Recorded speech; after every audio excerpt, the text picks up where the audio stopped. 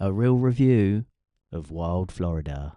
Now, if you're here on a Disney World or Universal trip and you've got to the stage where you just want to get out of the madness of the parks and also probably think it's about time you and your kids saw a bit of real life Florida instead of queuing up for hours on end to meet human beings dressed up as pretend characters. So this place is only about a 40-minute drive from Disney World, and to be honest, the drive alone was just nice to get out of the park craziness, and it was refreshing to see adults walking around without Mickey ears on. So when we got here, we headed for the airboat ride, which is a pretty exhilarating half-hour trip across the Florida Everglades to look for wild alligators. Mad to think the last boat ride we went on was a pedalo at Center Parcs surrounded by the dry road wearing colt, and being Center Parcs was probably double the price of this. But anyway, what a ride this was. We saw some actual wild alligators, bombed it through Florida's wetlands, and got to experience a proper airboat ride by picking the odd fly out the back of your throat. Once that was done, we had a walk through the Gator Park, and Florida being Florida, it was boiling, but they did have this nice mist spray around the place to keep you cool. There was plenty to do and see in here, and it was nice and chilled for the kids. And then you get to end it with a drive-through safari, which again is pretty cool, seeing all the native animals roaming about, which is a bit different from the UK drive-through safaris, where you pretty much just get to see goats doing their business. But as for the gift shop, I will give it to them, it is certainly a different experience compared to the usual UK style of selling overpriced key rings. So overall, I'd definitely say this is a great day away from the parks. The kids get to experience a bit of real Florida, and you get to escape the terrifying Disney bubble for the day. I'd say that alone is worth the trip. See you next time.